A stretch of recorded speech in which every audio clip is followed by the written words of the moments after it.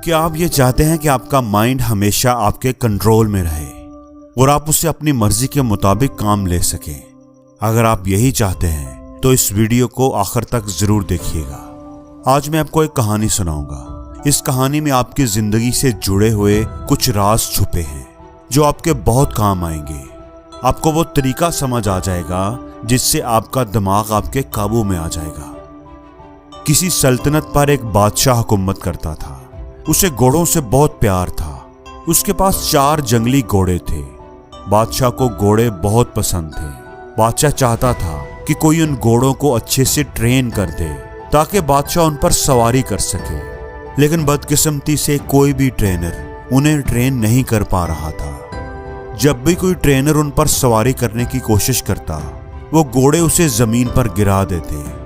बादशाह को वो घोड़े इतने पसंद थे कि वो किसी भी ट्रेनर को ये इजाजत नहीं देता था कि वो उन घोड़ों पर सख्ती करे, मारपीट करके उन्हें ट्रेन करने की कोशिश करे।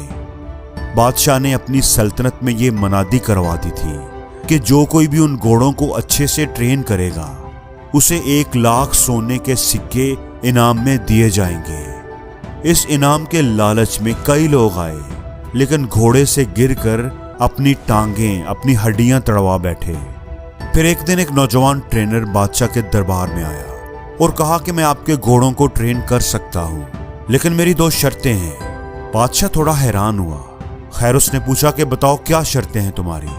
ट्रेनर बोला कि मेरी पहली शर्त तो ये है कि इन घोड़ों को ट्रेन करने के लिए मुझे 1 साल का वक्त दिया जाए, और मेरी दूसरी शर्त यह है कि मुझे एक काफी बड़ी और खुली जगह दी जाए जिसमें मैं इन घोड़ों के साथ रहूंगा।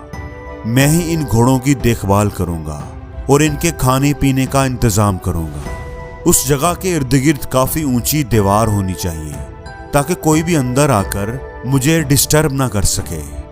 बादशाह ने सोचा कि जहां इतना कुछ किया है वहां ये भी करके देख लेता हूं। बादशाह ने कहा, ठीक है, तुम कल से आ जाना, तुम्हारी सारी शर्तें पूरी कर दी जाएंगी। वो ट्रेनर वादे के मुताबिक कल आ गया और सभी घोड़ों को एक बड़े से बाड़े में ले जा करके उसने छोड़ दिया, खुला छोड़ दिया।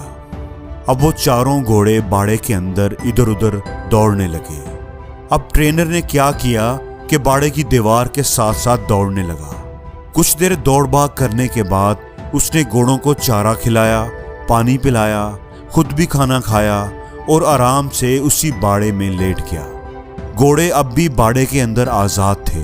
किसी को कोई रस्सी नहीं बांधी गई थी। शाम को वो ट्रेनर फिर उठा और बाड़े की दीवार के साथ साथ दौड़ने लगा। जब वो दौड़ता था तो घोड़े भी इधर उधर भागते थे। जब शाम हुई तो उसने घोड़ों को खाना खिलाया, पानी पिलाया, खुद भी अपना खाना खाया, घोड़ों को रस्सी से बांधा और खुद भी उनके साथ ही जमीन पर चटाई बिछाकर सो गया। सुबह हुई तो ट्रेनर घोड़ों को खोलकर बाड़े में भागने लगा। अब यही उसका रोज का मामूल था। वो ट्रेनर दिन भर घोड़ों को खुला रखता, उन्हें खाना खिलाता, नहलाता धुलाता, उनसे प्यार करता, उनसे खेलता और शाम को उन्हीं के साथ सो जाता। आहिस्ता आहिस्ता घोड़ों को ये लगने लगा था कि ये ट्रेनर उनका दोस्त है, क्योंकि जब से वो ट्रेनर आया था वो चारों घोड़े आजादी महसूस करने लगे थे। घोड़े भी अब ट्रेनर को प्यार करने लगे थे। ऐसा करते करते 6 महीने गुजर गए। एक दिन बादशाह सलामत घोड़ों की ट्रेनिंग देखने के लिए आए। बादशाह ने देखा कि बाड़े में आगे आगे ट्रेनर दौड़ रहा है और उसके पीछे पीछे घोड़े दौड़ रहे हैं। बादशाह को उसकी ट्रेनिंग पसंद आई। वो वापस चले गए। जब 1 साल पूरा हो गया तो बादशाह को पैगाम भिजवाया गया कि घोड़े बिल्कुल ट्रेन हो चुके हैं, बिल्कुल रेडी हैं। बादशाह खुशी खुशी उन्हें देखने के लिए आया। जब बादशाह वहां पहुंचा तो ट्रेनर ने बारी बारी चारों घोड़ों को लगाम डालकर उन पर सवारी करके दिखाया। सभी घोड़े आराम से बाड़े के किनारे किनारे दौड़ लगा रहे थे। किसी घोड़े ने भी ट्रेनर को गिराने की कोशिश नहीं की। बादशाह ने पूछा कि ये तुमने कैसे किया? ऐसा तो कोई भी नहीं कर सका। तुमने ये खास काम कैसे किया? ट्रेनर ने कहा कि पहले मैं इनके साथ रहकर, इनको आजादी देकर इनका दोस्त बन गया। मैंने इनका एतमाद हासिल किया। फिर मैं इनके साथ दौड़ता था तो ये भी मेरे साथ साथ दौड़ते थे। फिर आहिस्ता आहिस्ता मैंने इनकी पीठ पर काठी रखने की कोशिश की। शुरू शुरू में ये इसे गिरा देते थे, फिर आहिस्ता आहिस्ता ये सीट को लेकर दौड़ने लगे। फिर मैं इनकी कमर पर बैठता था जब ये खड़े रहते थे। कुछ देर बैठता था और फिर उतर जाता था। जब घोड़े मुझे पीठ पर बिठाने लगे तो फिर मैं उनकी पीठ पर बैठकर उनको दौड़ाने लगा। अब नतीजा आपके सामने है। बादशाह ये जानकर बहुत खुश हुआ। उसने उसे सोने के सिक्के भी दिए और उसे हमेशा के लिए उन घोड़ों की देखभाल के लिए नौकरी पर भी रख लिया। दोस्तों, अब ये तो एक कहानी थी जो आपको जरूर पसंद आई होगी, लेकिन हमें तो ये देखना है कि हमें इस कहानी से क्या सीख मिलती है, क्या सबक मिलता है, ये कहानी हमें क्या सबक देती है। तो बात कुछ ऐसी है कि हर इंसान के अंदर, इस दुनिया में मौजूद हर इंसान के अंदर भी ऐसे ही 4 घोड़े होते हैं जो उसके कंट्रोल में नहीं होते। परेशानी का घोड़ा, गुस्से का घोड़ा, घमंड का घोड़ा, लालच का घोड़ा।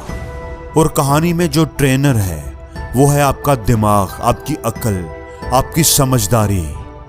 आपको अपनी अकल से उन 4 घोड़ों को ट्रेन करना चाहिए ताकि ये 4 चीजें, 4 घोड़े आपके कंट्रोल में रह सके। लेकिन इसके लिए आपको उनसे दोस्ती करनी होगी, यानी पहले उनको अच्छी तरह समझना होगा और फिर उन पर लगाम लगानी होगी। और ये सब सब्र से, आहिस्ता आहिस्ता ही होगा।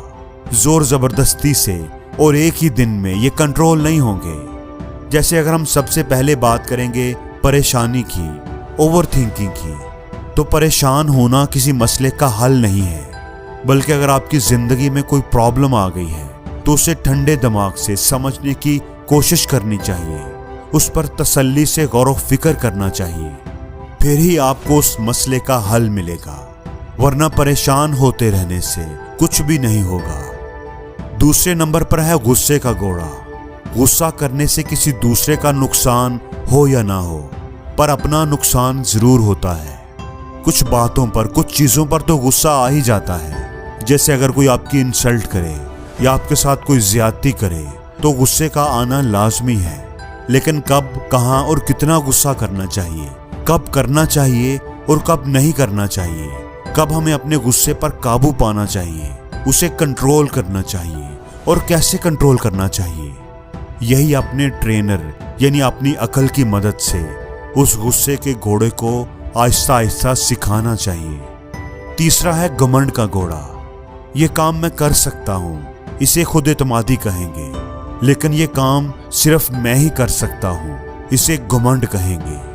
हमें खुद पर एतमाद करना चाहिए, खुद पर फख्र करना चाहिए, लेकिन खुद पर कभी भी घमंड नहीं करना चाहिए। यही बात हमें अपनी अकल के जरिए इस तीसरे घोड़े को समझानी चाहिए। चौथा घोड़ा है लालच। लालच अगर इल्म का हो तो अच्छा है, लेकिन अगर जहालत और बेइल्मी का हो तो बुरा है। लालच अगर सही तरीके से, समझदारी से, मेहनत से रिज़्क़े हलाल कमाने का हो तो अच्छा है, लेकिन लालच जल्दी से, गलत तरीके से, नाजायज कामों से दौलत हासिल करने का हो तो बुरा है। यही फर्क अपने उस चौथे घोड़े यानी लालच को समझाना चाहिए। और जिंदगी में हर रोज कुछ नया सीखो, नया सोचो, नया करो, लर्न करो।